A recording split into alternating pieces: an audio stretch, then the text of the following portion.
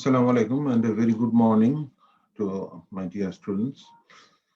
আমরা গত ক্লাসে আসলে আলাপ করেছিলাম হেমোলাইটিক ট্রান্সফিউশন রিঅ্যাকশন সম্পর্কে। তার মধ্যে অ্যাকিউট এবং ডিলেট সম্পর্কে আলাপ করা হয়েছিল। এছাড়া আমরা তার আগের একটা ক্লাসে ক্লাসিফিকেশন অফ ট্রান্সফিউশন রিঅ্যাকশন নিয়ে কথা বলেছিলাম। তো আজকে আমাদের যে ক্লাসটা আমরা একটু কিছু জিনিস জানার চেষ্টা করব, সেটা হচ্ছে যে ফেব্রাইল ট্রান্সফিউশন রিঅ্যাকশন। আমরা জানি যে ট্রান্সফিউশন দেওয়ার সময় এবং পরবর্তীতে অনেক সময় হচ্ছে গিয়ে ফিভার, এটা খুব একটা কমন অ্যাডভার্স ইফেক্ট যেটা আমাদেরকে প্রতিনিয়ত ওয়ার্ডে ফেস করতে হয়। তো এটা সম্পর্কে আমাদের জানাটা একটু জরুরি। তো জ্বর আসলে আসতেই পারে, ট্রান্সফিউশনের সাথে সম্পৃক্ত হয়ে জ্বর আসা অসম্ভব কিছু না। তো আমাদেরকে একটু জানতে হবে বা বুঝতে হবে যে এই যে জ্বর আসছে সেটা হচ্ছে কি কারণে আসছে এবং সেটা আলটিমেট ম্যানেজমেন্ট কি হওয়া উচিত। এটা হচ্ছে আমাদের আজকের আলোচনার বিবেচ্য বিষয়। তো আমরা আস্তে আস্তে সামনের দিকে এগোই। এখানে আমরা বলছি যে ট্রান্সফিউশন পাইরেক্সিয়া অথবা fever is an important clinical sign or symptom occurring either as an isolated event or as part of a constellation of signs and symptoms in relation to blood transfusion. তো এখানে যে জ্বর শুধুমাত্র এককভাবে আসতে পারে এটাও যেমন ঠিক, অথবা এটা হচ্ছে কি একটা constellation of sign and symptom, অন্য সাইন সিম্পটমের সাথে একত্র হয়েও কিন্তু এই ট্রান্সফিউশন পাইরেক্সিয়া বা ফিভার যেটা আমরা বলছি সেটা আসা সম্ভব। It is an important cause of morbidity and may be an important sign of life-threatening complications of blood transfusion. তাহলে দেখা যাচ্ছে যে মরবিডিটি স্কেল যদি আমরা চিন্তা করি যে এই ফিভার যেটা হচ্ছে কি ব্লাড ট্রান্সফিউশন থেকে হচ্ছে, তো সেটা হচ্ছে অনেক ক্ষেত্রে দেখা যাচ্ছে যে শেষ পর্যন্ত হয়তো এই ট্রান্সফিউশনটা কন্টিনিউ করা গেল না due to the adverse effect on the patient অথবা clinical findings of the patient. এমনকি এটা কি হতে পারে, লাইফ থ্রেটনিং কমপ্লিকেশনস এরও কিন্তু ইম্পর্টেন্ট সাইন হতে পারে। লাইফ থ্রেটনিং কমপ্লিকেশনস এর ইম্পর্টেন্ট সাইন হতে পারে। যেমন আমরা অ্যাকিউট হেমোলাইটিক ট্রান্সফিউশন রিঅ্যাকশনের ক্ষেত্রে বলেছিলাম যে সেখানে কিন্তু ফিভার হওয়া সম্ভব। তো সেক্ষেত্রে দেখা যাচ্ছে, এবং আমরা এটাও বলেছিলাম যে অনেক ক্ষেত্রেই হেমোলাইটিক ট্রান্সফিউশন রিঅ্যাকশন একটা লাইফ থ্রেটনিং ইভেন্ট। তো এরকম একটা important sign, fever may be an important sign of life threatening complication of blood transfusion. সুতরাং জ্বর আসলেই যে এটাকে আমরা শুধুমাত্র মানে খুব হালকাভাবে নিব সেটা যেন আমরা না নিই, সেটাই আসলে আমরা একটু বোঝার চেষ্টা করব। Pyrexia or fever is an important clinical sign or symptom that occurs either as an isolated event or part of a constellation. And pyrexia is often a reason for the discontinuation of blood transfusion episode. তাহলে জ্বরের কারণে আমরা কি করছি, discontinuation of blood transfusion episode. যে transfusion আমরা দিচ্ছিলাম সেটাকে আমরা ডিসকন্টিনিউ করছি। And adequate evaluation remains a challenge for clinicians. তো চ্যালেঞ্জ কেন সেটা আমরা সামনের স্লাইডগুলিতে আসলে মানে একটু বোঝার চেষ্টা করব যে মূলত কি কারণে এই জ্বরটা আসলো, যে এই যে ট্রান্সফিউশনের সময় ফিভার আমরা পাইরেক্সিয়া যে পাচ্ছি সেটা কেন আসলো, সেটা কিন্তু আসলে ডিসাইড করাটা important. The decision to stop a blood transfusion episode on account of fever is often a difficult one. এটা কেন বলা হচ্ছে যে আসলে যেমন আমরা যদি আমাদের দেশের কনটেক্সটে বিচার করি, যে আমাদের এখানে কিন্তু voluntary blood donation relatively fewer, তাই না? আমরা যত ব্লাড সারা বছর আমরা কালেক্ট করি তা মানে সেটা খুবই কম একটা পার্সেন্টেজ, নিয়ারলি হয়তো বা 30% এর মতো হয়তো বা দেখা যাচ্ছে যে সেটা ভলান্টারি যারা ট্রান্সফিউশন ভলান্টারিটি যারা ব্লাড ডোনেট করেন তাদের কাছ থেকে আসছে। আর বাকি যারা যে হচ্ছে ব্লাডটা আমরা পাচ্ছি সেই ব্লাডটা কিন্তু আসছে কোত্থেকে, এটা হচ্ছে বিভিন্ন রিলেটিভ ডোনার থেকে, তারা হচ্ছে গিয়ে মূলত বা ফ্রেন্ড ডোনার তারা হচ্ছে দিচ্ছেন। তো তার মানে এখানে ব্লাডের কিন্তু অনেক স্কারসিটি আছে। তো এরকম একটা স্কারসিটির মধ্যে যদি হচ্ছে কি আমরা শুধুমাত্র জ্বর আসার কারণে এই ব্লাডটা দেওয়া বন্ধ করে দিই বা ব্লাড ব্যাগটাকে আমরা ডিসকার্ড করি, তাহলে এটা কি হবে, এটা সিস্টেমের উপর একটা প্রেশার তৈরি করবে। সুতরাং আমাদেরকে একটু জাজমেন্ট, এই যে decision to stop blood transfusion episode, এটা কিন্তু কখনো দেখা যাচ্ছে ডিফিকাল্ট হয়ে যাচ্ছে। চাইলে আমি এটাকে বাদ দিতে পারছি না যে আচ্ছা জ্বর এসেছে, ঠিক আছে, will not transfuse the blood. এরকম একটা সিদ্ধান্তে পৌঁছানো কিন্তু এখানে যাচ্ছে না। এখানে আমাদেরকে অনেক ক্ষেত্রে দেখা যাচ্ছে কি আগে জাজমেন্ট করতে হবে, করার পরে আমরা যখন একটা ফাইনাল ডিসিশনে পৌঁছবো যে হ্যাঁ এটা দেওয়া মানে সম্ভব হচ্ছে না, তখন এটাকে ডিসকার্ড করতে হবে। তো সেজন্য এটাকে কিন্তু বলা হচ্ছে it is a difficult decision to take whether to stop or to continue the blood transfusion. Transfusion pyrexia বলতে আসলে আমরা কি বুঝছি, সেটাকে আমরা বলছি যে is the elevation of the temperature greater than 1 degree Celsius from the baseline or temperature greater than 38 degrees Celsius with or without chills or rigors occurring in a recipient of a unit of blood or blood component with no other explanation other than the transfused unit.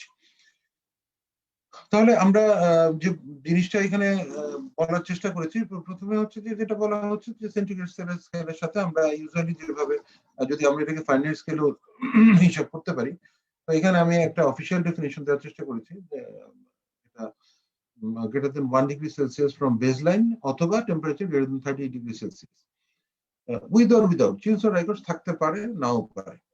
এবং এখানে শেষের যে অংশটা আমরা যদি এখানে দেখি যে with no other explanation other than the transfuse unit, ওই মুহূর্তে আমাদের কাছে এই ট্রান্সফিউশন ছাড়া অন্য কোনো কারণ আমরা আপাতত জানছি না যে এই কারণে হচ্ছে গিয়ে এই যে পেশেন্টকে আমরা ট্রান্সফিউশন দিচ্ছি তার কোনো ফিভার হতে পারে।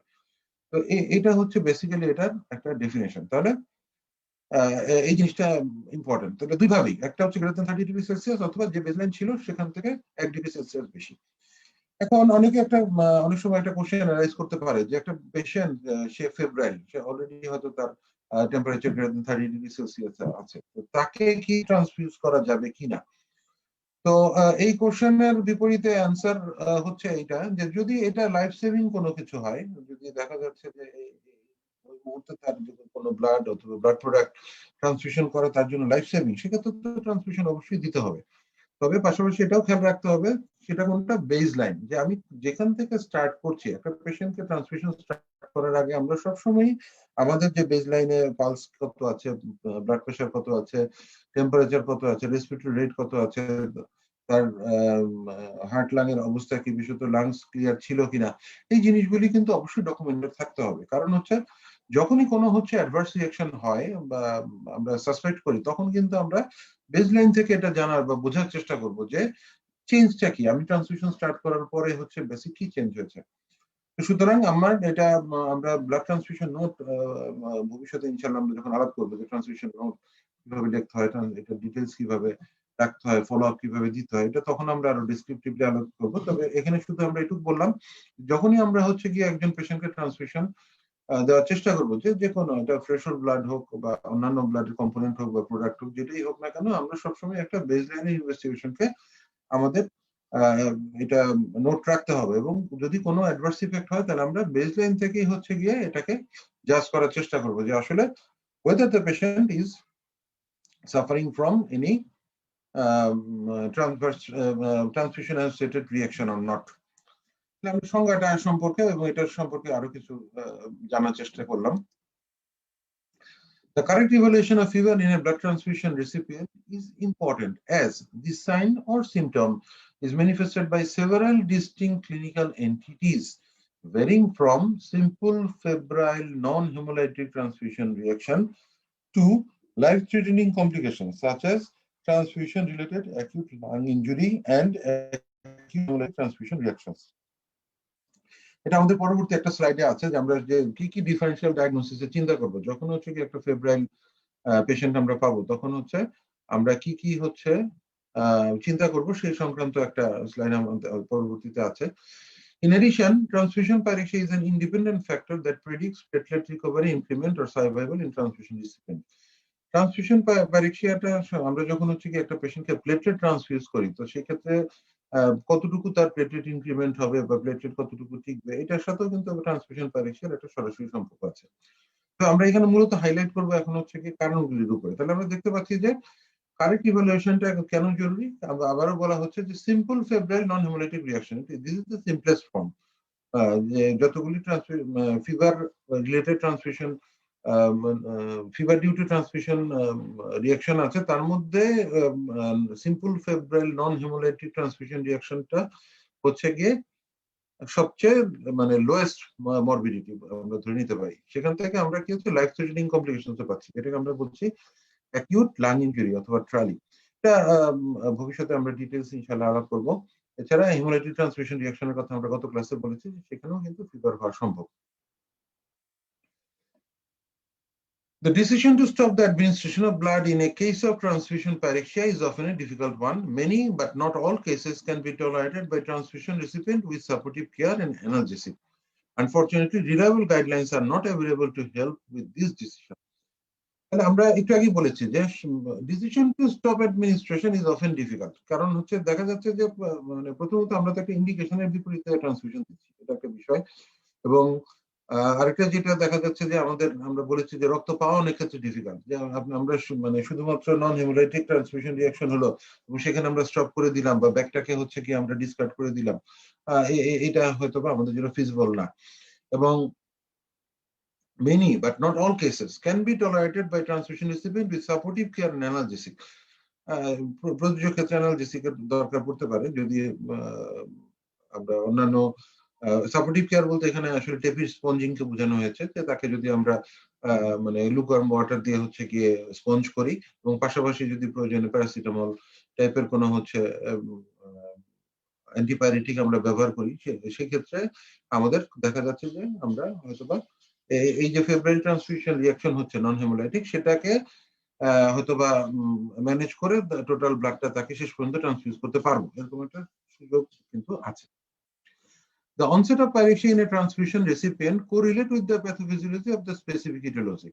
তাহলে যখনই আমরা পেলাম যে একটা পেশেন্ট তার হচ্ছে কি এই মুহূর্তে পাইরেক্সিয়া আছে, তার টেম্পারেচার ইনক্রিজ, সেটা সাধারণত যে প্যাথোফিজিওলজিতে হচ্ছে সেটার সাথে একটা কোরিলেট করবে। তাহলে আমাদেরকে কোরিলেশনটা করতে হবে এবং তার আগে আমাদেরকে জানতে হবে যে প্রবাবল ডিডি এখানে কি হতে পারে, কি কারণে ফিভারটা হচ্ছে। হ্যাঁ, জ্বর আসলে আমি ভাবলাম যে না এটা একটা নন হেমোলাইটিক ফেব্রুয়ারি ট্রান্সফিউশন রিঅ্যাকশন, যেটা তুলনামূলকভাবে ক্ষয়ক্ষতি কম করবে পেশেন্টের, বা হয়তো আমরা অ্যান্টিবায়োটিক দিলে চলে যাবে, সেরকম চিন্তা না করে আমাদেরকে কি চিন্তা করতে হবে যে আমরা কারণ খুঁজবো। It could be a few minutes as a result of presence of accumulated cytokine in a transfused unit. তাহলে অল্প সময়ের মধ্যেই কিন্তু, যেমন ফেব্রাইল নন হেমোলাইটিক ট্রান্সফিউশন রিঅ্যাকশনটা কি ফিউ মিনিটস এর মধ্যে স্টার্ট হচ্ছে, যে ট্রান্সফিউশন দেওয়ার কিছুক্ষণের মধ্যেই দেখা গেল যে পেশেন্টের হচ্ছে ফিভার চলে আসছে, শিভারিং হচ্ছে, এরকম হচ্ছে। তাহলে এটা ফিউ মিনিটস এর, কিন্তু আমরা পরের লাস্ট প্যারাগ্রাফে দেখছি it's onset could be delayed up to 2 weeks as a result of transfusion transmitted malaria or even up to 4 weeks for transfusion associated graft versus host disease. তাহলে দেখেন টাইম লেন্থটা কিন্তু অনেক। আপনি যে মানে যদি চিন্তা করেন যে ফিভার অ্যাসোসিয়েটেড উইথ ট্রান্সফিউশনকে আমরা যদি লার্জার স্কেলে চিন্তা করি এবং মানে ডেসক্রিপটিভলি চিন্তা করি, তাহলে it may start as early as few minutes, আপনি দেওয়ার কিছুক্ষণের মধ্যে স্টার্ট করা কিছুক্ষণের মধ্যেই কিছুক্ষণের মধ্যেই হচ্ছে জ্বর চলে আসলো, এটা যেমন মানে সম্ভব। আবার দেখা গেল যে সময় থেকে ট্রান্সফিউশন, যে সময় আপনি ট্রান্সফিউশন কমপ্লিট করে ফেলছেন, তারও কি ইভেন আপ টু 4 weeks 4 সপ্তাহ পর্যন্ত সময়কালের মধ্যেও কিন্তু, যেমন transfusion associated graft versus host disease, সেটার একটা অংশ হিসাবে কিন্তু ফিভার এখানে হচ্ছে গিয়ে সাইন হিসাবে তার ক্লিনিক্যাল ফিচার্স হিসাবে প্রেজেন্ট করতে পারে। তাহলে আমাদেরকে কিন্তু একটা মানে লম্বা টাইম ফ্রেমের মধ্যে চিন্তা করতে হবে, যে একটা পেশেন্ট যদি আসে যে তার ফিভার এই মুহূর্তে সে ফেব্রাইল, অন্যান্য কিছু কিছু সিমটম আছে এবং তার গত মাসখানেকের মধ্যে ব্লাড ট্রান্সফিউশনের হিস্ট্রি আছে, তাহলে আমাদেরকে কিন্তু সেটার সাথেও কোরিলেট করতে হবে যে এটা ট্রান্সফিউশন ট্রান্সমিটেড ম্যালেরিয়ার কারণে এই সমস্যাটা হচ্ছে কিনা, বা অন্য কোনো প্যাথোজেনের কারণে হচ্ছে কিনা, বা এটা গ্রাফট ভার্সাস হোস্ট ডিজিজের কারণে হচ্ছে কিনা, এটাও আমাদেরকে মাথায় রাখতে হবে। সুতরাং টাইমের যে একটা লম্বা বিষয়, এটা আমরা এটাকে একটু মাথায় রাখবো যখন আমরা হচ্ছে গিয়ে পরীক্ষা কেসটাকে একটু বুঝার চেষ্টা করবো। So these are the important differential diagnosis of transfusion pyrexia. আপনি যখনই এই ধরনের ক্ষেত্রগুলিতে জাজ করার চেষ্টা করবেন, আপনাকে কমপক্ষে এই 6টা কারণ মাথায় রাখতে হবে। সেগুলি কি কি আমরা বলছি যে febrile non haemolytic transfusion reaction, আমরা ডেসক্রিপটিভ জিনিসগুলি পরবর্তী স্লাইডে অল্প অল্প করে একটু বোঝার চেষ্টা করব। Haemolytic transfusion reaction immediate and delayed, bacterial contamination bacteraemia, transfusion transmitted malaria, transfusion related acute lung injury, transfusion associated graft versus host disease. তাহলে এই 6টা পয়েন্ট আমাকে মাথায় রাখতে হবে যে এই যে পেশেন্ট আমরা পাচ্ছি তার মধ্যে দেখেন 1 এবং 2 এই দুইটা হচ্ছে কি আপনি অলমোস্ট ইমিডিয়েটলি পাবেন যদি ইমিডিয়েট হেমোরাইটিক ট্রান্সফিউশন রিঅ্যাকশন হয় আর হচ্ছে ফেব্রাইল নন হেমোরাইটিক ট্রান্সফিউশন রিঅ্যাকশন হয় তাহলে মোটামুটি আপনি ইমিডিয়েটলি পাচ্ছেন ফিভার। আর ডিলেড হেমোরাইটিক ট্রান্সফিউশন রিঅ্যাকশন অনেক সময় 24 ঘন্টার মধ্যেই পেশেন্ট হচ্ছে ফিভার নিয়ে প্রেজেন্ট করবে। Bacterial contamination time may vary from few hours to few days, এটা নির্ভর করবে যে প্যাথোজেন দিয়ে হচ্ছে গিয়ে এখানে ইনফেকশন হচ্ছে সেটা। কারণ আমরা জানি যে মানে বেশিরভাগ ক্ষেত্রেই আমরা যদিও চেষ্টা করি যে ডোনারগুলিকে স্ক্রিন করার জন্য, স্ক্রিনিং তো আমরা শুধু মানে অল্প 5টা ডিজিজকে স্ক্রিন করছি, hepatitis B, hepatitis C, HIV, malaria, syphilis. এখন অন্যান্য যে ব্যাকটেরিয়া সেটা তো আসলে সবসময় স্ক্রিন করার সুযোগও নেই। আর আসলে আমরা যতটুকু সম্ভব তথ্য পেশেন্টের কাছ থেকে নেওয়ার চেষ্টা করি এই পেশেন্টগুলিকে বাদ দেওয়ার জন্য, যে মুহূর্তে সে ডোনেট করতে আসলো ওই মুহূর্তে যে ডোনার সে হচ্ছে ফেব্রাইল ছিল কিনা, বা তার অন্তত মাসখানেকের মধ্যে তার কোনো ফিভার হিস্ট্রি আছে কিনা, কোনো ইনফেকশন হিস্ট্রি আছে কিনা, এটা আমরা কোশ্চেনিয়ারের মাধ্যমে তার কাছ থেকে জানার চেষ্টা করি, বোঝার চেষ্টা করি। এবং যদি ওরকম ডাটা আমাদের হাতে থাকে বা যদি ডোনার বলেন যে হ্যাঁ তিনি অসুস্থ ছিলেন, তাহলে সেক্ষেত্রে প্রযোজ্য ক্ষেত্রে আমরা তাকে ডিভার করি। কিন্তু ডিবার করার পরেও দেখা যাচ্ছে যে অনেক সময় পেশেন্টের ডোনারের অজান্তেই হয়তোবা কিছু কিছু ট্রান্সমিশন, ব্যাকটেরিয়াল ট্রান্সমিশন বা কন্টামিনেশন এটা হতে পারে। আবার during the procedure of blood collection and transmission, এই দুই সময়ই কিন্তু কি হতে পারে ব্যাকটেরিয়াল কন্টামিনেশন হওয়া সম্ভব। যে মূল ডোনারের হয়তো ব্লাডে কোনো ব্যাকটেরিয়া ছিল না, কিন্তু আমরা যখন হচ্ছে নিডল প্রিক করলাম ডোনারের কাছ থেকে আনার জন্য, তাহলে তার যে ভেন থেকে নিচ্ছি সেখানে হয়তো আমরা লোকালি দেখা গেল যে মানে ভালোভাবে যে ডিসইনফেক্টেন্ট করার যে বিষয়টা ছিল সেটা আমরা করিনি, তখন ওই সারাউন্ডিং স্কিন থেকে bacteria May introduce into the blood bag. আবার আমরা যখন রিসিপিয়েন্টকে দিতে গেলাম তখনও যদি হচ্ছে কি আমরা যে প্রিক করলাম, যদি আমরা প্রপার ডিসইনফেকশন না করি, সেখান থেকেও কি হতে পারে হচ্ছে কি ব্যাকটেরিয়াল কন্টামিনেশন হতে পারে। আবার আরেকটা জিনিস মাথায় রাখতে হবে, আমরা যখন ব্লাড প্রোডাক্টকে স্টোরেজ করছি, আমাদের প্রত্যেকটা ব্লাড প্রোডাক্টের কি আছে, স্টোরেজের একটা নির্দিষ্ট টেম্পারেচার আছে। সেই টেম্পারেচার যদি আমরা মেনটেন না করি তাহলে কি হতে পারে, তাহলেও কিন্তু সম্ভব যে সেই ব্লাড ব্যাগের মধ্যে ব্যাকটেরিয়াল গ্রোথ হওয়া, এটা একটা পসিবিলিটি আছে। যদি আগে থেকেই সেটার মধ্যে কোনো ব্যাকটেরিয়া থেকে থাকে যে এরকম ভাবে, তাহলে দেখা গেল যে আমরা যে ফল্টি তার স্টোরেজ করলাম সেই faulty storage may create lots of bacteria by multiplication. তাহলে bacterial contamination is one of the most important cause of fever in case of faulty stored bags. এটা আমাদেরকে একটু মাথায় রাখতে হবে। ট্রান্সমিশন ট্রান্সমিটেড ম্যালেরিয়া আমরা চেষ্টা করি, মানে এটা আমাদের দেশের জন্য বাধ্যতামূলক এবং পৃথিবীর অনেক দেশে এটা করা হয়, যে ম্যালেরিয়ার জীবাণু আছে কিনা সেটা দেখার জন্য আমরা প্রি ট্রান্সফিউশন স্ক্রিনিং টেস্টিং এর মধ্যে প্রি ট্রান্সফিউশন স্ক্রিনিং যেটা, সেখানে কিন্তু ম্যালেরিয়া ইনক্লুডেড। কিন্তু তারপরে একটা জিনিস মাথায় রাখতে হবে যে যেসব ডিভাইস আমরা ব্যবহার করছি সেগুলি কিন্তু 100% সেন্সিটিভ বা স্পেসিফিক নয়, এবং সেখানে হচ্ছে কি মানে কোনো কোনো ক্ষেত্রে দেখা যাচ্ছে যে there might be false negative results, এটা অসম্ভব না যে হয়তো ডোনারের মধ্যে আসলেই ম্যালেরিয়া ছিল, কিন্তু হচ্ছে আমরা সেটাকে ট্রেস করতে পারিনি এবং সেটা আলটিমেটলি চলে গেছে হচ্ছে রিসিপিয়েন্টের বডিতে। সুতরাং এখানে একটা সুযোগ আছে যে এই ব্লাড ব্যাগের মাধ্যমে ট্রান্সমিটেড ম্যালেরিয়া হওয়ার, এবং যদি সেটা হয় তাহলে সেক্ষেত্রে কি হবে, একটা ফেব্রাইল এপিসোড কিন্তু তখন আমরা দেখতে পাবো রিসিপিয়েন্টের মধ্যে। আচ্ছা, আর এরপরে যে দুটো, এটা নিয়ে আমরা ভবিষ্যতে ইনশাআল্লাহ বিস্তারিত আলাপ করব। সংক্ষেপে একটু বলা যেতে পারে যে transfusion related acute lung injury একটা it is one of the important adverse effect, যদিও ইনসিডেন্স কম, কিন্তু দেখা যাচ্ছে যে এটা পেশেন্ট যিনি রিসিপিয়েন্ট তার ক্ষেত্রে হচ্ছে গিয়ে ARDS লাইক সিমটম তৈরি করতে পারে, রেসপিরেটরি ডিস্ট্রেস নিয়ে ফিভার সহ হচ্ছে গিয়ে প্রেজেন্ট করতে পারে। এবং অনেক ক্ষেত্রে দেখা যায় যে মোটামুটি 6 ঘন্টার ট্রান্সমিশন শুরুর পরে থেকে 6 থেকে 24 ঘন্টার মধ্যেই এই ধরনের সাইন সিমটম ডেভেলপ করে। এবং প্রিভিয়াসলি যে পেশেন্ট ভালো ছিল, যদি তার হচ্ছে আগে চেস্ট থেকে থাকে এবং সেটার সাথে যদি আমরা এই তার ডিসনিয়া হওয়ার পরে যে এক্সরে সেটা মিলিয়ে দেখি, তাহলে দেখা যাবে যে মানে দেয়ার আর sudden deterioration of the condition, হঠাৎ করেই হচ্ছে কি একটা ডিটোরিয়েশন হচ্ছে এবং আপাত দৃষ্টিতে মনে হবে যে ট্রান্সফিউশন ছাড়া এই ডিটোরিয়েশন হওয়ার মতো অন্য কোনো কারণ নেই। তবে যেহেতু বর্তমানে যে কোভিড সিচুয়েশন চলছে এবং কোভিড সিচুয়েশনের মধ্যে আমরা অনেক ক্ষেত্রে দেখতে পাচ্ছি যে গ্রাউন্ড গ্লাস অ্যাপিয়ারেন্স নিয়ে পেশেন্টরা আসছেন, লাংস ইনভলভমেন্ট নিয়ে আসছেন। তো এই ক্ষেত্রে আমাদেরকে কিন্তু আরেকটু সচেতন থাকতে হবে, কারণ অনেক সময় দেখা যেতে পারে যে হয়তো বা পেশেন্ট কোভিড রিলেটেড কোনো লাংসের কোনো প্যাথোলজি নিয়ে প্রেজেন্ট করছেন, হয়তো তার সাথে তার কোনো ট্রান্সমিশন হিস্ট্রিও আছে। দুটো মিলিয়ে হয়তো কিছু কনফিউশন তৈরি করতে পারে, এটা একটু মাথায় রাখতে হবে। Transmission associated graft versus source disease, normal আমরা যে গ্রাফ ভার্সাস সোর্স ডিজিজকে যেভাবে দেখি ট্রান্সমিশনের ক্ষেত্রে সেভাবেই দেখতে হবে, কারণ আমরা জানি যে আমরা যদি একটু অন্য অ্যাঙ্গেল থেকে চিন্তা করি যে blood is one of the organ of the body, তাই না? এটা একটা অর্গান সিস্টেমের পার্ট, লিকুইড অর্গান, হ্যাঁ, একটু লিকুইড কানেক্টিভ টিস্যু। তো এই লিকুইড টিস্যু বা অর্গান আপনি যেটাই চিন্তা করেন না কেন বড় ভাবে, যে একটা সেখান থেকে আমরা কি করছি, একটা পার্টকে কালেকশন করে ডোনারের কাছ থেকে আমরা সেটা রেসিপিয়েন্টকে ট্রান্সফিউজ করছি। তো basically this is one kind of transplantation, এবং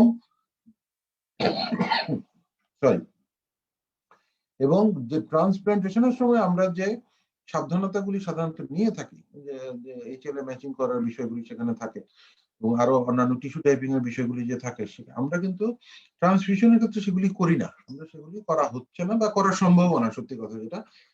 সবকিছু মিলে যদি আপনি চিন্তা করেন, তাহলে আপনি ট্রান্সপ্লান্টেশন করছেন কিন্তু এই জিনিসগুলি কিন্তু আমরা দেখছি না। সুতরাং there is a possibility of graft versus host disease, যদিও এটা very very very few, but still there is a possibility of transmission associated graft versus host disease. এবং সেই ক্ষেত্রেও কি হতে পারে, fever may be an important symptom in this cases. তাহলে এই 6টা জিনিস আমরা অবশ্যই মাথায় রাখার চেষ্টা করব, যে যখন একটা পেশেন্টের ফিভারের বিষয় আসবে তখন আমরা এটা একটু মাথায় রাখবো। আচ্ছা, প্রথমে আমরা আলোক করব febrile non haemolytic transfusion reaction সম্পর্কে। এটা কি জিনিস? এটাকে আমরা বলছি যে febrile non-hemolytic transfusion reaction were thought to be mainly due to anti-leukocyte antibodies with antibodies directed against HLA antigen or against granulocyte specific antigen. As a result, universal reduction of the blood component has been advocated by some to reduce the incidence of febrile non-hemolytic transfusion reaction.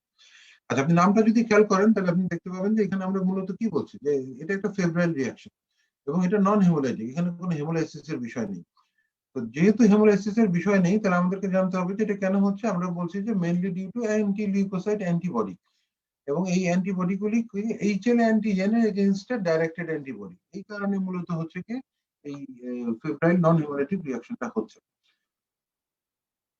তো লিউকো reduction কথার meaning হচ্ছে যে আমরা যখন একটা মানে blood component দিব, ব্লাডের একটা ফ্রেশ ব্লাড হোক অন্য কম্পোনেন্ট হোক, আমরা চেষ্টা করব কি এটার মধ্যে যে লিউকোসাইট গুলি আছে সেটাকে হচ্ছে ফিল্টার করে রেখে দেওয়ার জন্য, অথবা এটাকে সামহাও ডিস্ট্রয় করার জন্য। এটাকে আমরা বলছি যে ইউনিভার্সাল লিউকো রিডাকশন। যে কোনো ব্লাড কম্পোনেন্টকেই ইউনিভার্সাল লিউকো রিডাকশন যদি করা হয়, যেমন by irradiation it can be leuko reduced. হ্যাঁ, আমরা ফিল্টার ব্যবহার করতে পারি বিভিন্ন রকম, সেটার মাধ্যমে লিকুইড রিডাকশন ফিল্টারের মাধ্যমে করতে পারি। তো advocated by some to reduce the incidence of febrile non haemolytic transfusion reaction. এখন লিউকোসাইট যেটা দিয়ে হচ্ছে গিয়ে রিঅ্যাকশন, আপনার অ্যান্টি লিউকোসাইট অ্যান্টিবডি এবং হচ্ছে লিউকোসাইট এইচএলএ অ্যান্টিজেন, তো এগুলি দিয়েই তো হচ্ছে রিঅ্যাকশন হচ্ছে। তো আমরা যদি হচ্ছে কি আগেই রিডাকশন করে ফেলতে পারি, হ্যাঁ, যে ডোনারের ব্লাডের মধ্যে আমরা এই জিনিসগুলি রাখলাম না বা থাকতে দিলাম না, সেক্ষেত্রে কি হবে, আমরা এই এইচএল অ্যান্টিজেন গুলি থাকতে না যদি দিই তাহলে হচ্ছে রিঅ্যাকশনই হবে না। তো কেউ এটা অ্যাডভোকেট করছেন। Recent studies, however, have shown that the dominant factor determining the risk of a febrile reaction was not white cell contamination, but the age of the component, which predisposes to accumulation of cytokine in the transfused unit. Another frequent cause of non-hemolytic febrile reaction is sensitization to white cell or platelet antigen. তো মানে যেহেতু study গুলি হচ্ছে continue হয়, এবং recent study কিন্তু আবার কি বলছে যে ডমিনেন্ট ফ্যাক্টর কি was not white cell contamination, আমরা বলছি যে লিউকো রিডাকশন করার জন্য, এটা অবশ্যই ইম্পর্টেন্ট, কিন্তু পাশাপাশি আরেকটা জিনিস বলা হচ্ছে যে the age of the component which predisposes to accumulation of the cytokine. আপনি যে হচ্ছে কি কম্পোনেন্টটা দিচ্ছেন সেটা কতদিন পরে, সেটা ব্লাড ড্র করার ডোনারের কাছ থেকে নেওয়ার কতদিন পরে দেওয়া হচ্ছে।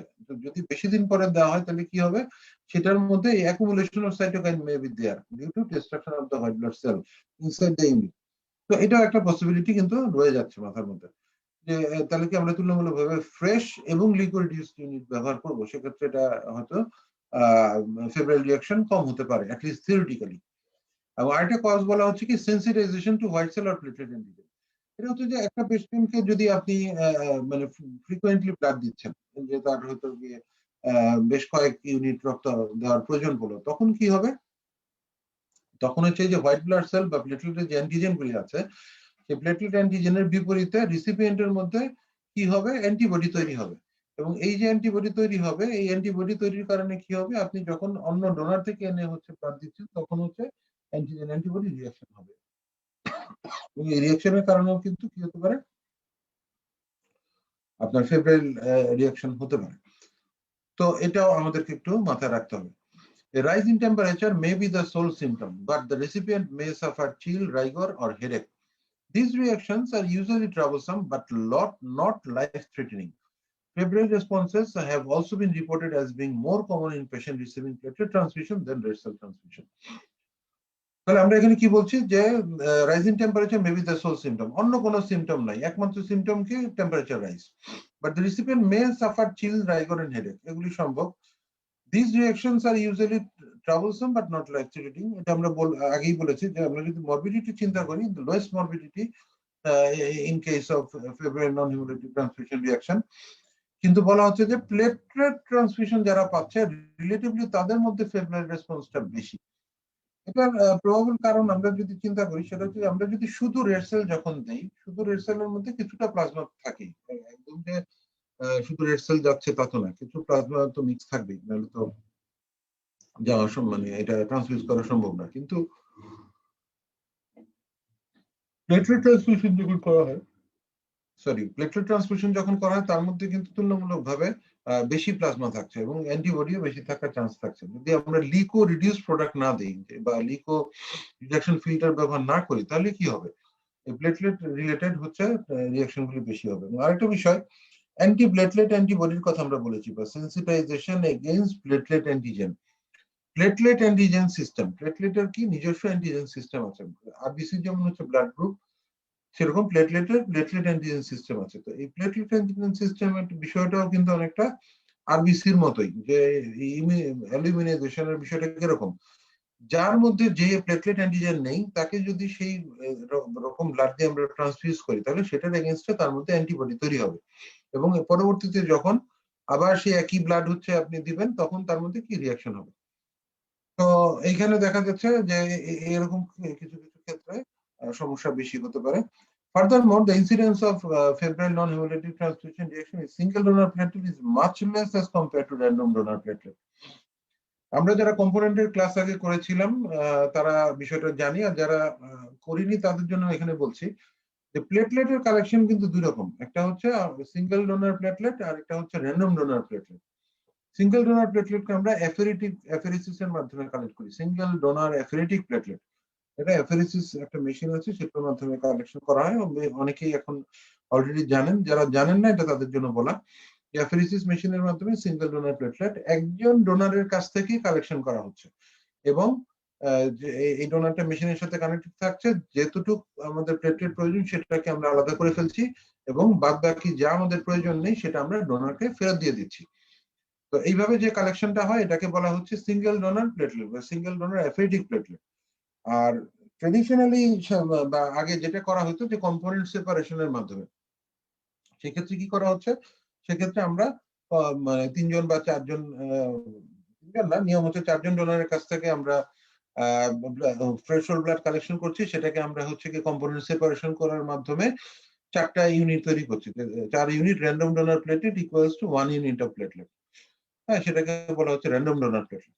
তাহলে ইনসিডেন্স বেশি কোথায়, র্যান্ডম ডোনার প্লেটলেটের মধ্যে, কারণ ওখানে 4 জন ডিফারেন্ট ইন্ডিভিজুয়ালের কাছ থেকে আমরা প্লেটলেট নিয়েছি। যদি প্লেটলেট ক্রস ম্যাচ না করা থাকে, তাহলে এই ক্ষেত্রে রিঅ্যাকশনের সম্ভাবনা থাকবে, এবং প্লেটলেট ক্রস ম্যাচ আসলে বেশিরভাগ জায়গায় আসলে এখন পর্যন্ত এটা ইমপ্লিকেশন নেই কোনো। তো সুতরাং একটু এখানে আমাদের এটা সজাগ দৃষ্টি রাখতে হবে। Transfusion of platelet concentrate as soon as possible after collection minimize the risk of accumulation of cytokine. তাহলে সাইটোকাইন অ্যাকুমুলেশন হবে, সেটাকে প্রিভেন্ট করার জন্য আমরা কিন্তু সবসময় বলি কি platelet should be transfused as soon as possible. যখনই হচ্ছে আমরা ডোনারের কাছ থেকে ব্লাড কালেকশন করার পরে সেটাকে কম্পোনেন্টে সেপারেশন করে ফাইনালি আমরা যখনই এটাকে সাপ্লাই দিব, সাপ্লাই দেওয়ার সাথে সাথেই অ্যাজ সুন অ্যাজ পসিবল এই প্লেটলেটটাকে আমরা বলছি ট্রান্সফিউজ করে দেওয়ার জন্য। তো ওখানে যুক্তিটা ছিল এটা যে প্লেটলেটের নিজস্ব যে গুণ সেটা কি হচ্ছে, platelet can aggregate, platelet can it has got রিসিপ্রোপার্টি, এটা ব্লাড ব্যাগের গায়ে লাগতে পারে, তারা নিজেরা হচ্ছে গিয়ে লেগে যেতে পারে। তো এইগুলিকে প্রিভেন্ট করার জন্য সবসময় বলা হচ্ছে কি শেকিং এর মধ্যে রাখতে, এবং যদি হচ্ছে গিয়ে ফ্রিজার থাকে সেই ফ্রিজারে এজিটেশন কন্টিনিউয়াস এজিটেশনে রাখতে। এটা একটা বিষয়। আরেকটা বিষয় আমরা এখানে কি দেখতে পাচ্ছি যে দ্রুত দেওয়ার কি লাভ হচ্ছে, যে ওখানে যদি যে প্লাজমা টুক থাকছে একটা প্লেটলেট ব্যাগে কিন্তু 50 to 60 ml কি থাকে প্লাজমা থাকতে পারে, অনেক সময় আর একটু বেশিও থাকে, কম থাকার সম্ভাবনা কম, এরকমই থাকবে। তাহলে এই প্লাজমার মধ্যে তো হচ্ছে কি অ্যান্টিবডি থাকতে পারে, এবং যে ডাব্লিউবিসি সেলগুলি আছে, ডাব্লিউবিসি সেলগুলি কি সেগুলি আবার হাফ লাইফ কিন্তু শর্ট, সেগুলি কি হবে দ্রুত ডিকে হয়ে যাবে। একটা আরবিসি যেমন হাফ লাইফ 120 days, হ্যাঁ সেটা যত আমাদের একটা হয়তো গড় আইডিয়া যে 60 ডে পর্যন্ত আরবিসি টিকবে, কিন্তু ডাব্লিউবিসি ক্ষেত্রে কিন্তু তা না, এটা within a few hours they will decay. তো ডিকে হওয়ার পরে আলটিমেটলি কি হতে পারে যে সাইটোকাইনগুলি রিলিজ হবে, হ্যাঁ সেগুলি হয়তোবা কোথায় এই যে প্লেটেলেট ব্যাগে অ্যাকুমুলেশন হলো, এবং ultimately they can create febrile non haemolytic transfusion fever due to non haemolytic cause, তারা কিন্তু এটা করতে পারে। সুতরাং আমাদেরকে প্লেটলেট যত দ্রুত সম্ভব ট্রান্সফিউজ করতে হবে। The optimal strategy for dealing with febrile non-hemolytic transfusion reaction controversial. Some advocate halting the transfusion while screening tests are undertaken to exclude acute hemolysis, sepsis, and TRALI. Transfusion may be resumed with same unit of blood product later. তাহলে বলা হচ্ছে যে আপনি যখন হচ্ছে এরকম কোন একটা ইনসিডেন্স ঘটলো আপনি এটাকে স্টপ করে দিন, ঠিক আছে, halting the transfusion while screening tests are undergone to exclude.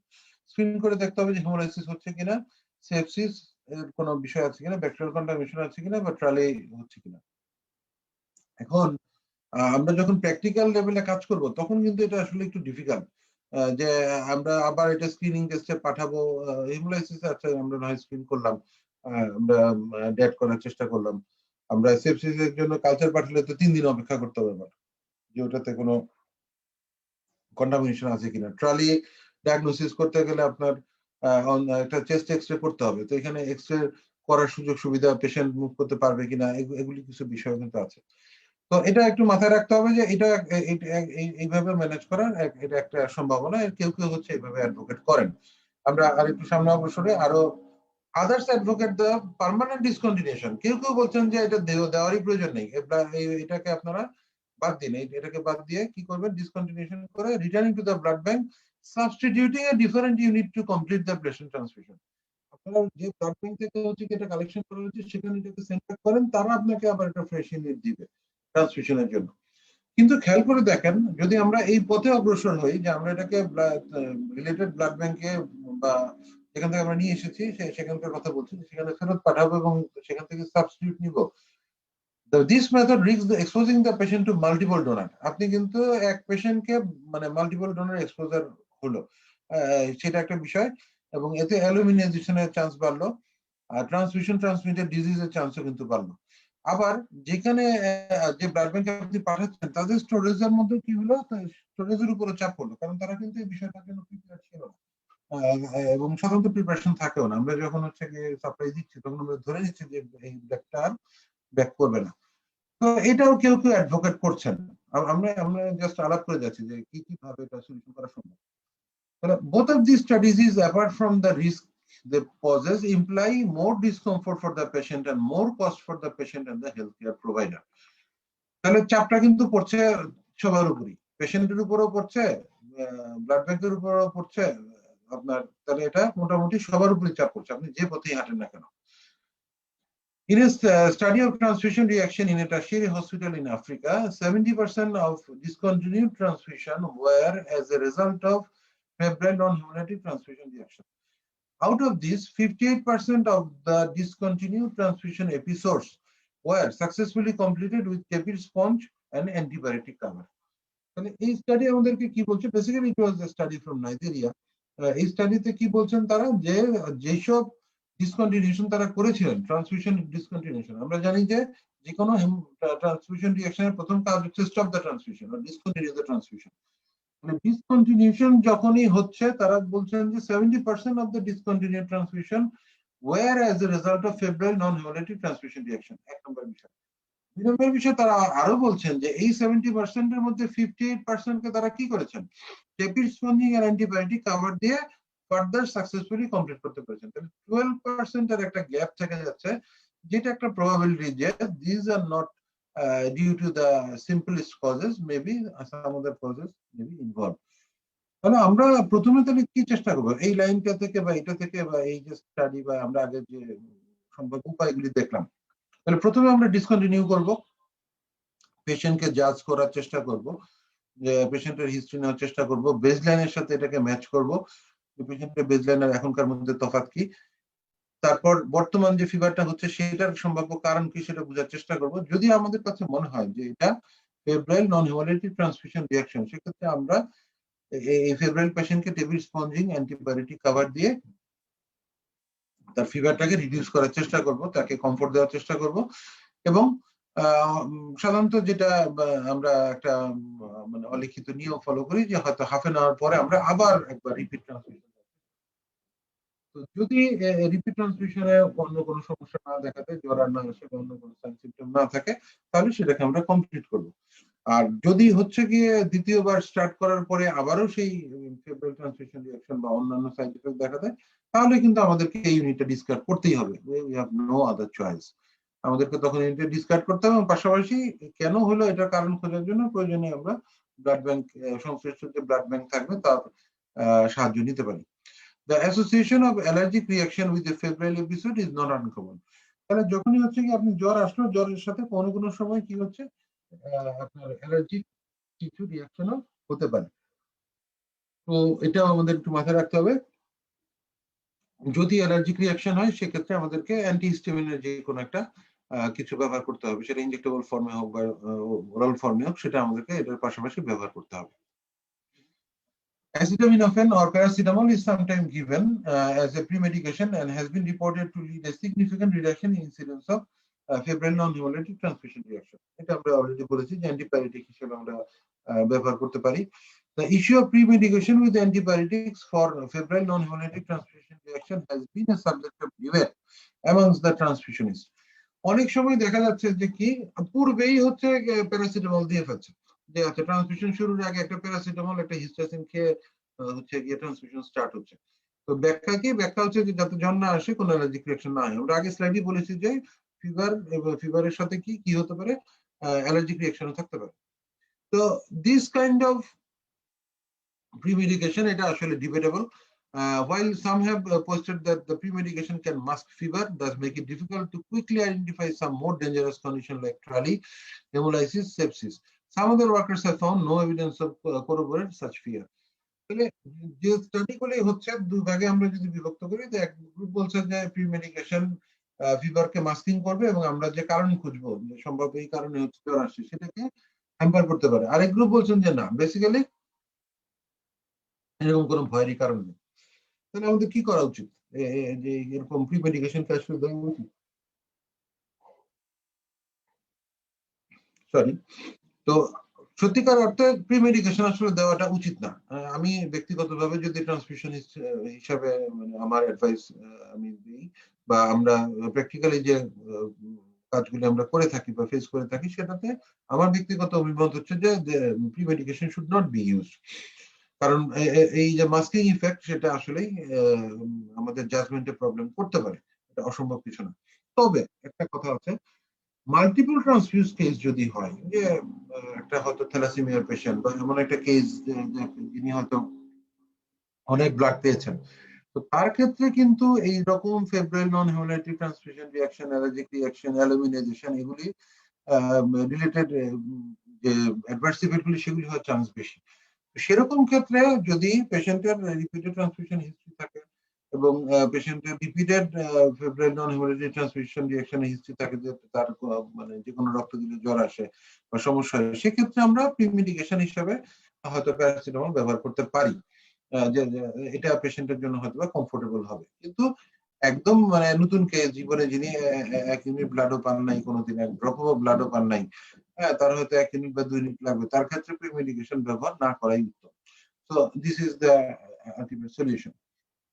Furthermore, even if the thermal response to this reaction can be suppressed by antibiotic, other manifestation of this reaction remain, like hypotension, hemolysis, rigor, nausea, vomiting, or tachycardia are not suppressed by antibiotics. Still, others advocate the use of pre-transfusion medication, but only in this patient who have had prior febrile episode.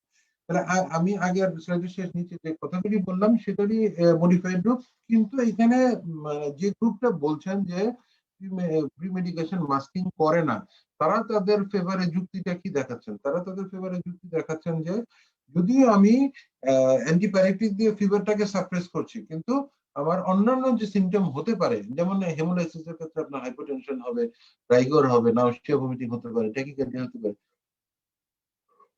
তো সেগুলি কিন্তু অ্যান্টিবায়োটিকে suppress হচ্ছে না। তো এটা আমরা একটু মাথায় রাখতে পারি যে আমাদের কারণ হচ্ছে যে আপনি যে থ্যালাসেমিয়ার পেশেন্টকে দিচ্ছেন প্রিমেডিকেশনের কথা আমি যেটা বললাম, তো প্রিমেডিকেশন দেওয়ার পরেও যে আপনার ট্রান্সফিউশন রিঅ্যাকশন হবে না এমন তো না।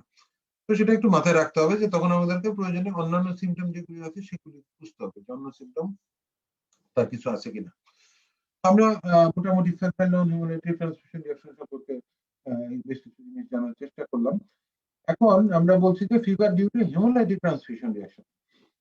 তো আমরা লাস্ট ক্লাসে এটা নিয়ে একটু আলোচনা করেছি, সংক্ষেপে আমরা একটু বলি যে haemolytic transfusion reaction could be immediate or delayed. দুরকম হতে পারে, depending on whether the signs or symptom occur within or after 24 hours. 24 ঘন্টার আগে হলে এটাকে আমরা বলবো হচ্ছে ইমিডিয়েট বা অ্যাকিউট, আর 24 ঘন্টার পরে হলে এটাকে আমরা বলবো ডিলেড। হেমোলাইটিক যে রিঅ্যাকশনটা, immediate hemolytic transfusion reaction usually result from ABO incompatibility. It is believed to be the most dangerous type of transfusion reaction and highly avoidable. They are usually due to clerical or administrative error. তাহলে যখন administrative error হচ্ছে যে বা clerical error হচ্ছে, ভুল গ্রুপটা ভুল লেখা হলো, ভুল ব্যক্তিকে ট্রান্সফিউশন স্টার্ট করা হলো, ভুল গ্রুপে রক্ত দেওয়া হলো, তো এগুলি ক্ষেত্রে কি হতে পারে? Immediate haemolytic transfusion reaction may be there. তো এটাকে কিন্তু আসলে আমরা যদি আর একটু সাবধান হই তাহলে এটাকে অ্যাভয়েড করা সম্ভব। Pyrexia is a prominent feature in the consideration of signs and symptom. তাহলে আপনার মূলত যে অ্যাকিউট যেটাকে বলছি বা সেটার মধ্যে কি ফিভার অবশ্যই থাকতে পারে।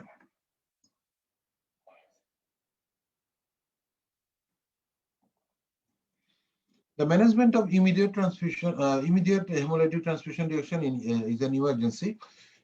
আমরা ম্যানেজমেন্টের ক্ষেত্রে সাধারণত বলে থাকি যে adequate attention must be given to the urinary output of the patient with strict intake output monitoring. Such patient may benefit from intensive care unit management. Acute transfusion reaction এর ক্ষেত্রে আপনাকে খেয়াল রাখতে হবে ইউরিনারি আউটপুট, কেননা patient এর কিন্তু renal failure develop করতে পারে, এবং যেহেতু এখানে অনেক সময় রেনাল ফেলিয়ারের সাথে রেসপিরেটরি ডিস্ট্রেসও থাকতে পারে, তো সেই জন্য পেশেন্টকে ইন্টেনসিভ কেয়ার ইউনিটে ম্যানেজমেন্ট প্রয়োজন পড়তে পারে। Diuretics এবং positive inotropic drug are available. They can be used.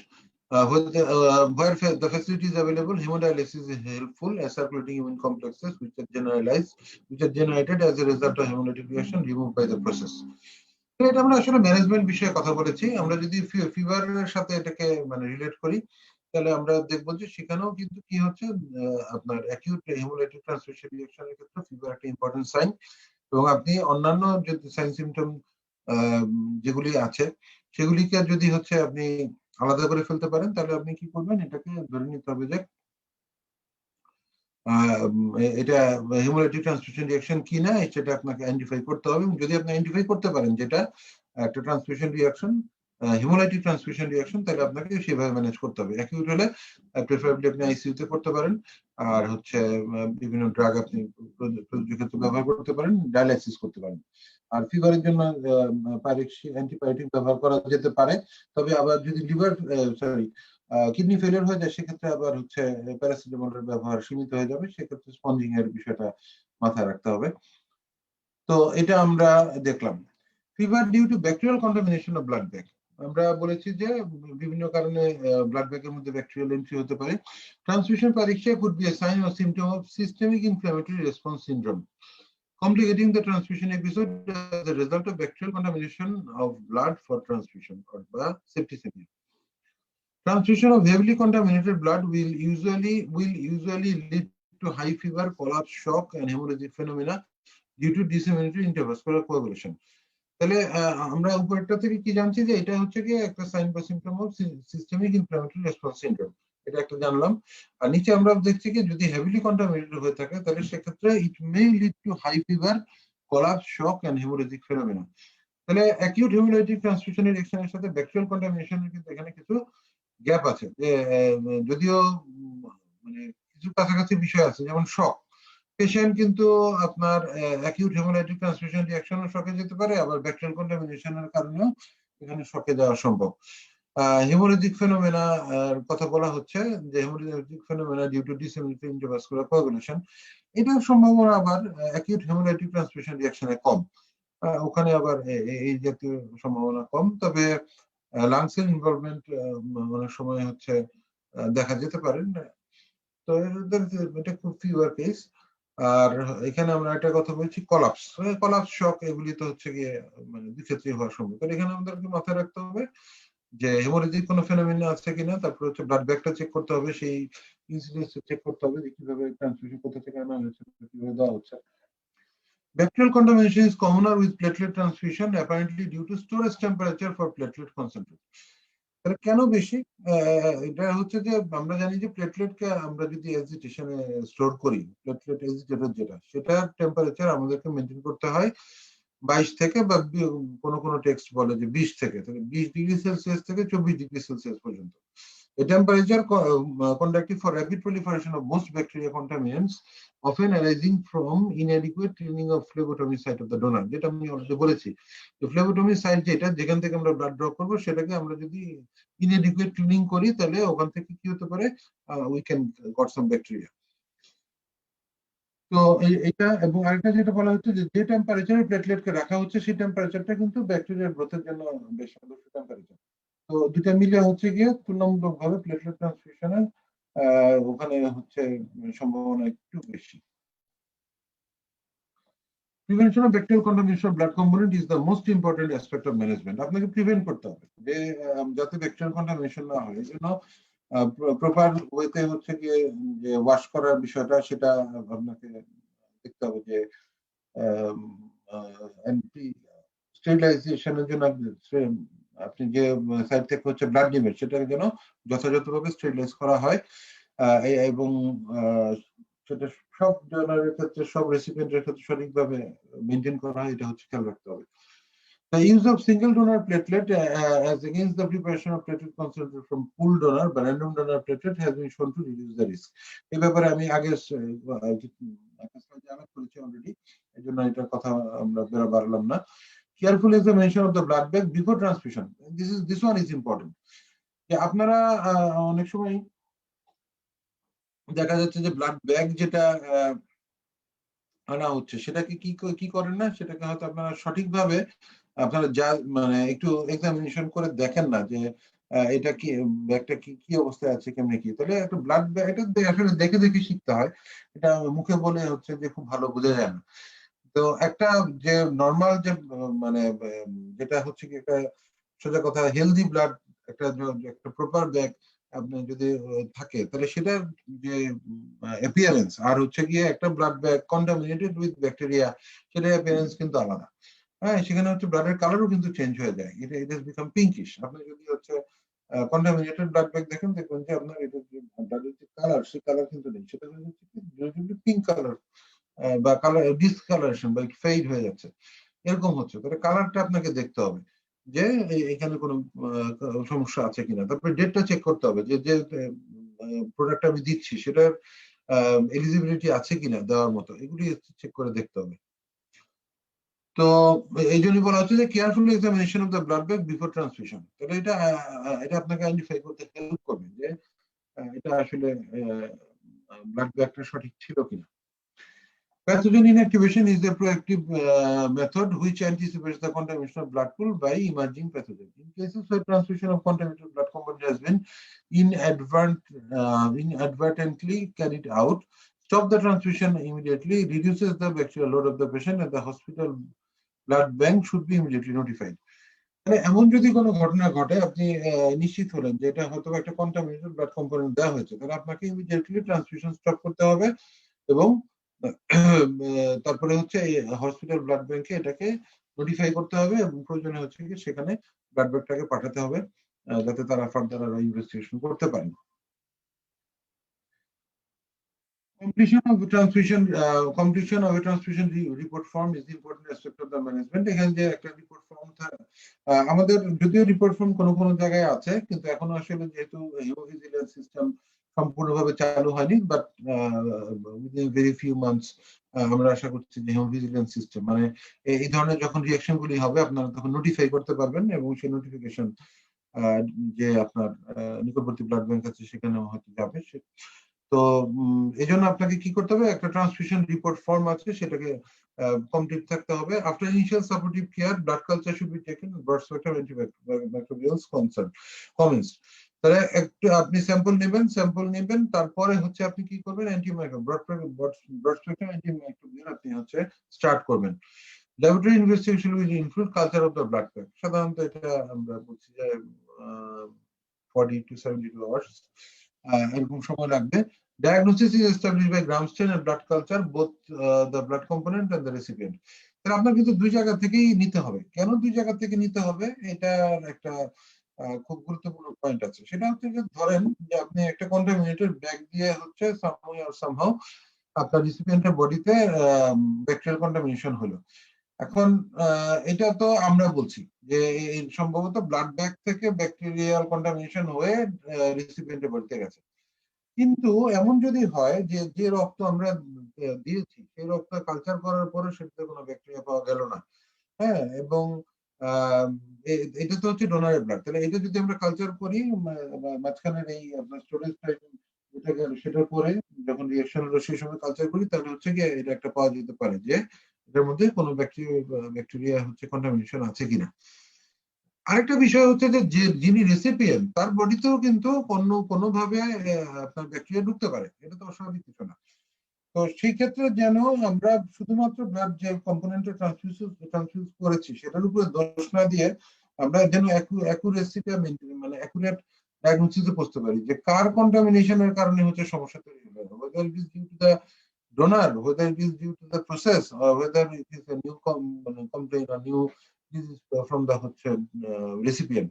তাহলে এটাও কিন্তু মাথায় রাখতে হবে। এটা অনেক সময় যদিও হচ্ছে রিলেটিভলি মানে কম, এটা কিন্তু দেখা যেতে পারে যে কেউ হয়তো একটা লিগাল সুট করে বসলো যে আমরা যে মানে ব্লাড ব্যাগ সাপ্লাই দিয়েছি সেটা থেকে হচ্ছে রিঅ্যাকশন হয়ে পেশেন্ট সামহাউ সাফার্ড মাচ, অথবা তাদের অনেক টাকা পয়সা খরচ হয়েছে, তারা হয়তো দেখা গেলো যে একটা ক্ষতিপূরণ চাইলো। তো এই জন্য বেসিক নিয়ম হচ্ছে যে রেসিপিয়েন্টেরও মানে যদি আমরা লিগাল জিনিসগুলি মাথায় রাখি তাহলে মাথায় রাখতে হবে যে রেসিপিয়েন্টেরও কিন্তু আপনার ইয়া করানো দরকার, স্ক্রিনিং করানো দরকার, যেগুলো আমরা মানে প্রি ট্রান্সমিশন টেস্টিং এর পার্ট।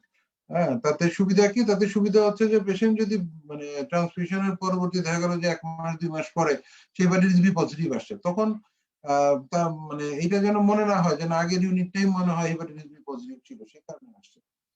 যাই হোক, এটা থিওরিটিক্যালি বা এটা বলা হলো, আসলে প্র্যাকটিক্যালি এটা অনেক সময় করা সম্ভব হলে টাকা পয়সার সমস্যা পেশেন্টরা এটা করতে চায় না বা করতে পারে না। কিন্তু এটা মাথায় রাখতে হবে যে আমি একটা ইউনিট ট্রান্সফিউশন দিয়েছি, মানে আপনাদের দায় কি, ধরেন যে যারা ট্রান্সফিউশনিস্ট হবেন তারা তো একরকম আছে না, কিন্তু সাধারণ ছাত্রছাত্রী যারা হচ্ছে গিয়ে পাশ করবে, ইন্টার্ন করবে, মেডিকেল অফিসার হিসেবে বা এরকম রেসপেক্টেড পোস্ট গুলিতে ডিউটি করবে, তাদের তো দেখা যাচ্ছে যে আপনি একটা ব্যাক ট্রান্সমিশন করলেন, হয়তো পরের দিন জ্বর চলে আসছে, তো দেখা গেল যে হয়তো এটা একটা মানে দায় নিতে হচ্ছে যে আমরা মানে ভুলক্রমে বা ইচ্ছাকৃত ভাবে একটা মানে পুরানো ব্লাড দিয়েছি বা একটা নষ্ট ব্লাড দিয়েছি, এটা যেন উদ্ভব না হয়। হ্যাঁ, এরকম সম্ভাবনা থাকলে হচ্ছে গিয়ে আপনার এটা মানে মাথায় রাখতে হবে, যেটা গ্রামস্টেন এবং blood culture both of the component এবং রেসিপিয়েন্ট দুই ক্ষেত্রেরই করতে হবে।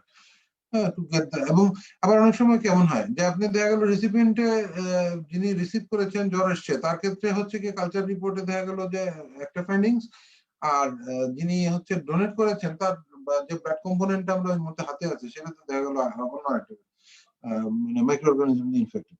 তো এরকম ভেরিয়েশন বা প্রবলেম হতে পারে, তো এটা আমাদেরকে মাথায় রাখতে হবে এবং এটা প্রপারলি সলভ করতে হবে।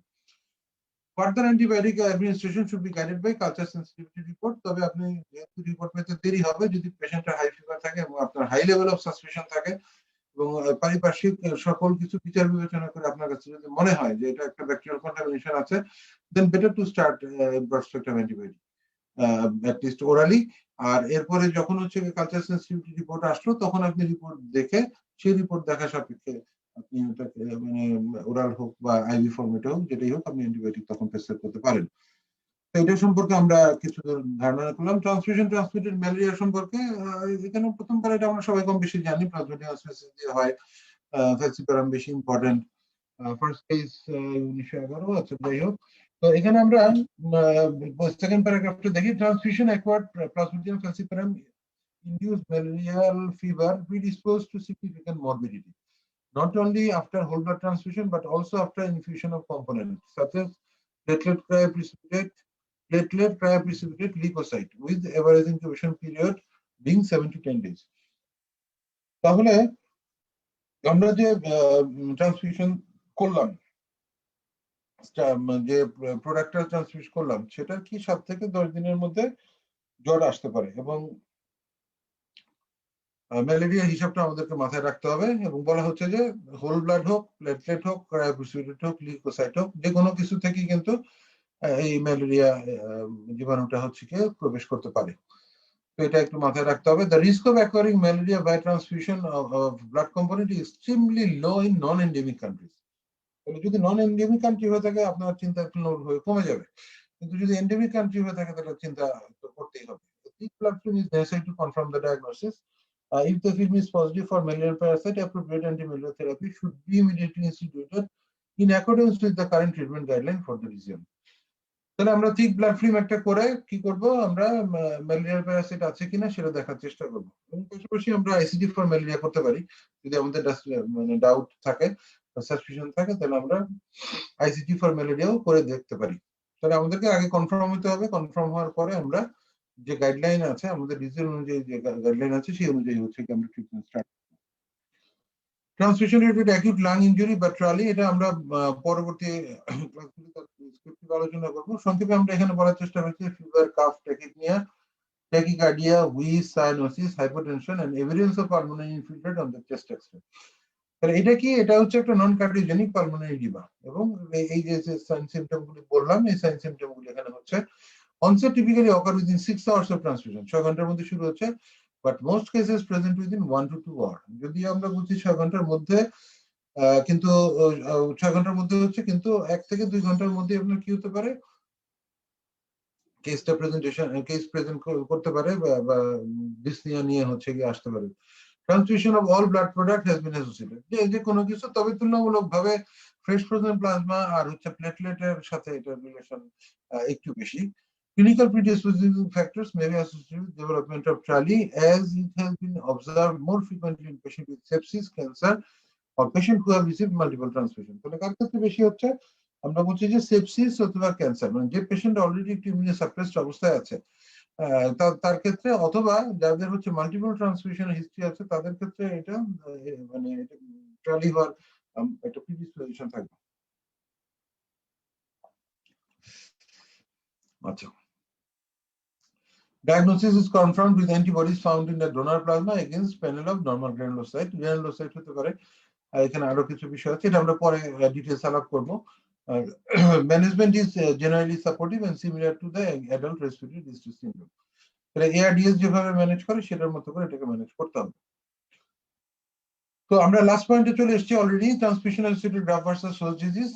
এটাও ডেসক্রিপটিভ আলোচনা হবে। সংক্ষেপে বলা হচ্ছে যে it occurs when donor lymphocyte in cellular blood product engraft in a susceptible transmission recipient.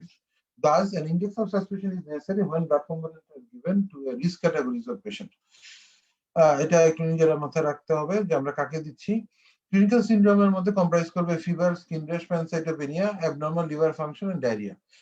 এই জিনিসগুলি ইম্পর্টেন্ট। শুধু জ্বর, জ্বরের সাথে কি থাকছে? আমরা পূর্বে বলেছি যে 4 মাস সময় পর্যন্ত কিন্তু ট্রান্সমিশন অ্যাসোসিয়েটেড গ্রাফ ভার্সাস হতে পারে, এটা হওয়ার সম্ভব বেশি না, অনেক সময় এরপরেও পাওয়া যায়। তাহলে এখানে একটা বিষয় মাথায় রাখতে হচ্ছে, 4 7 28 দিনের মোটামুটি যে একটা সময়, এর মধ্যে কোনো ট্রান্সমিশন পেয়েছে কিনা, ফিভারের সাথে skin rash, pancytopenia, abnormal liver function test বা ডায়রিয়া আছে কিনা, যেগুলি থাকে তাহলে it is probably A case of transmission associated graft versus host disease. এবং এই ক্ষেত্রে মর্টালিটি রেট কিন্তু অনেক হায়ার।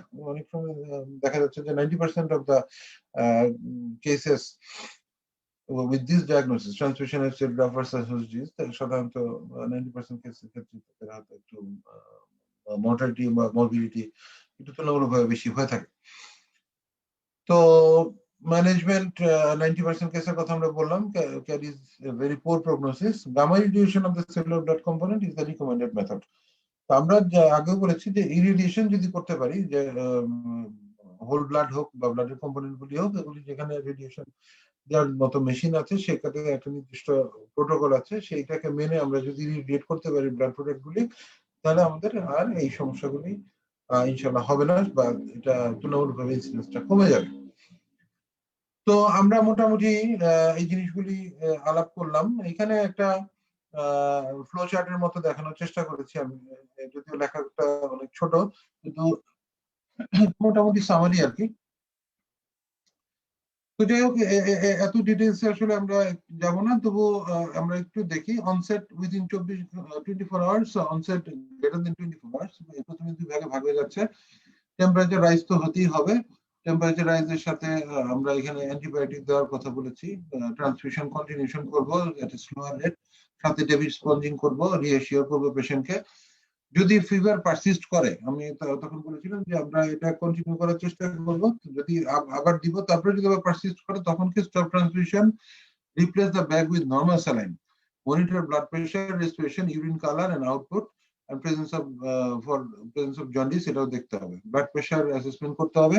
হাইপোটেনশন যদি হয়, এটাকে ডিআইসিস সাইন হিসাবে আমরা চিন্তা করতে পারি। আর যদি এটা নর্মালও থাকতে পারে, সেক্ষেত্রে ট্রালি হওয়ার সম্ভাবনা আছে। কখন? যদি কাফ ডিসনিয়া থাকে, বুকের এক্সরে করে দেখতে হবে, ট্রিট করতে হবে ট্রালির মতো করে। আর হাইপোটেনশনের ক্ষেত্রে একটা পসিবিলিটি থাকবে যে it may be bacterial contamination, there may be bacterial contamination of the unit. Reexamine করতে হবে ব্লাড ব্যাগ, তারপরে হচ্ছে ডিসকালারেশন আছে কিনা দেখতে হবে, এটা অলরেডি আমি আলাপ করেছি। গ্রাম স্টেনিং করতে হবে, ব্লাড কালচার করতে হবে। এইভাবে আমরা ডায়াগনোসিস কনফার্ম করব। Give broad spectrum antibiotic in the immediate, then sensitivity based antimicrobial therapy as soon as the report is available. তাহলে ব্রড স্পেকট্রাম অ্যান্টিবায়োটিক দিব, পাশাপাশি কালচার রিপোর্টের জন্য অপেক্ষা করব। আর ট্রায়াল ম্যানেজমেন্ট আমরা বলেছি, অনসেট গ্রেটার দেন 24 আওয়ার্স যদি হয়, in the presence of jaundice, rash or diarrhoea, and do CBC including platelet, liver function test, এগুলো করতে হবে। Worsening anemia with jaundice, delayed hemolytic transfusion reaction, সেখানে অ্যান্টিবডি স্ক্রিন করতে হবে, যে কোন অ্যান্টিবডি নিয়ে সমস্যা সেটা দেখতে হবে, এবং the antigen of the pending antibody consider, আচ্ছা। এবং এখানে ট্রান্সমিশন হচ্ছে গ্রাফ ভার্সাস হোস্ট ডিজিজ আপনি মানে কনসিডার করতে পারেন। হ্যাঁ, যদি আপনি ফিল করেন যে কখন এর সাথে র্যাশ আছে, এই সিমটম গুলো অনসেট গ্রেটার দেন 24 আওয়ার্স এর সাথে অ্যানিমিয়া, জন্ডিস, সাথে র্যাশ, এন্ডোডায়রিয়া, তারপরে হচ্ছে কি আন্ডারলাইং সেখানে কিছু রিস্কের বিষয় আছে, সেগুলো যদি থাকে, তাহলে আমরা কনসিডার করবো কি এটা transmission associated graft versus host disease. সেটাকে ম্যানেজ করতে গেলে further cell transmission, gamma irradiated blood, normal saline ইত্যাদি ইত্যাদি, এগুলি আমরা যেগুলো প্রয়োজন সেটা ব্যবহার করার চেষ্টা করবো। আচ্ছা, এখানে নর্মাল আর ইনক্রিজ বিপিতে উইথ আদার সিমটমের মধ্যে pain in the infusion site, chest, loin pain, jaundice আর হচ্ছে হিমোগ্লোবিনুরিয়া। তাহলে এটাকে আমরা বলছি যে অ্যাকিউট অথবা ইমিডিয়েট হেমোরাইটিক ট্রান্সফিউশন রিঅ্যাকশন। সেক্ষেত্রে ব্লাড ব্যাংকে রিটার্ন করতে হবে, রিকোয়েস্ট করতে হবে গ্রুপ ঠিক আছে কিনা এটা দেখার জন্য, এবং urgent resuscitation measuring with oxygen, diuretic, inotropic agent, keep venous access open. মানে এটা হচ্ছে যে একটা আমরা ফ্লো চার্টের মধ্যে দেখানোর চেষ্টা করেছি যে আমরা যখন হচ্ছে গিয়ে মানে ফিভারের কেস পাবো তখন হচ্ছে কি আমরা কিভাবে হচ্ছে আগাবো সেটার একটা ওয়ার্কআপ আমরা এখানে দেখানোর চেষ্টা করেছি। So, conclusion আমরা বলছি যে transfusion pyrexia is an important sign or symptom of blood transfusion that should be properly evaluated by the transfusionist. এখানে evaluationটা খুব গুরুত্বপূর্ণ. A good understanding of the pathophysiology of the differential diagnosis is indispensable to the correct evaluation of fever and blood transfusion.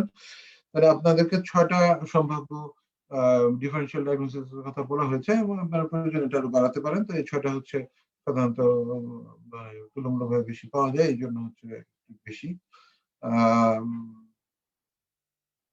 Continuous medical association in transfusion medicine necessary for improved patient care. ACME তো আসলে continue করতে হবে, যেহেতু জানার জন্য যে নতুন কোনো সমস্যা তৈরি হচ্ছে কিনা বা যাচ্ছে কিনা এগুলি জানার জন্য একটু মেডিকেল এডুকেশনের কন্টিনিউয়াস মেডিকেল এডুকেশনের প্রয়োজনীয়তা রয়েছে। সো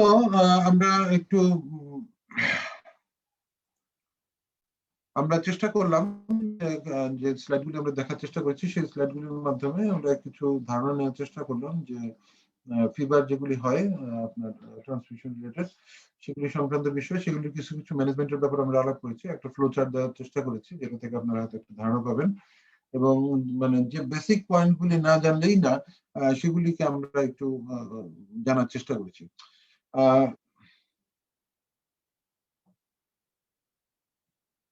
Still after that, যদি হচ্ছে কারো কোনো কোশ্চেন থেকে থাকে আমাদের সাথে ক্লাসে যারা আছেন তাদের সবাইকে অসংখ্য ধন্যবাদ। একজন খুব লার্নেড পার্সনও হচ্ছে দেখতে পাচ্ছি যে আমার সাথে লাইভে আছেন এই মুহূর্তে। তো তিনি জানেন, তিনি জানিয়েছেন যে তিনি thank you for your presence. Anis ভাই সাথে আছেন, তো তিনিও এগুলি প্র্যাকটিক্যালি অনেক কিছুই ফেস করেন, তিনি এগুলি হ্যান্ডেল করে থাকেন। তো স্টুডেন্টদের জন্য যেটা শেষ কথা, যদি হচ্ছে কোনো কোশ্চেন অ্যারাইজ করে কোনো বিষয় নিয়ে বা এগুলি নিয়ে কোনো সমস্যা থাকে তাহলে আপনারা প্লিজ যে কমেন্ট সেকশন আছে সেখানে হচ্ছে আপনারা প্রশ্ন করতে পারেন, আমি যখন হচ্ছে সম্ভব হয় আমি সেটা জবাব দেওয়ার চেষ্টা করব। আর আমরা হচ্ছে আপাতত ট্রান্সমিশন রিঅ্যাকশন কন্টিনিউ করব, সামনের ক্লাসগুলিতে আমরা ধীরে ধীরে একটা একটা করে আমাদের যে ট্রান্সমিশনের যে অ্যাডভার্স ইফেক্ট গুলি আছে সেগুলি নিয়ে ডিটেলস ধাপে ধাপে আলোচনা করার চেষ্টা করব। তো thank you for patience hearing. আসলে অনেক সময় দেখা যাচ্ছে যে ছোট ছোট জিনিস হয়তো বা আমরা ওইভাবে গুরুত্ব দেই না, কিন্তু তার আড়ালে হয়তো অনেক সময় খুব মানে ঝামেলাপূর্ণ ডায়াগনোসিস লুকিয়ে থাকে, সেজন্য আমাদেরকে আর একটু মানে সচেতন হতে হবে, সতর্ক হতে হবে, এবং আমাদেরকে রেশনালি চিন্তা করতে হবে যে একটা পেশেন্ট কি কারণে সাফার করছে সেটাকে ম্যানেজ করার জন্য আমাদেরকে যথাযথভাবে চেষ্টা করতে হবে। তো সবচেয়ে ইম্পর্টেন্ট জিনিস হচ্ছে যে আমার যদি জানা না থাকে তাহলে তো আমি আসলে এটা বুঝতে পারবো না। তো যারা এক্সেস এর ক্লাস এটা দেখেছেন তাদের সবাইকে হচ্ছে গিয়ে ধন্যবাদ জানাচ্ছি। So have a good time. Inshallah, সামনে আবার দেখা হবে। Thank you very much. Thank you all.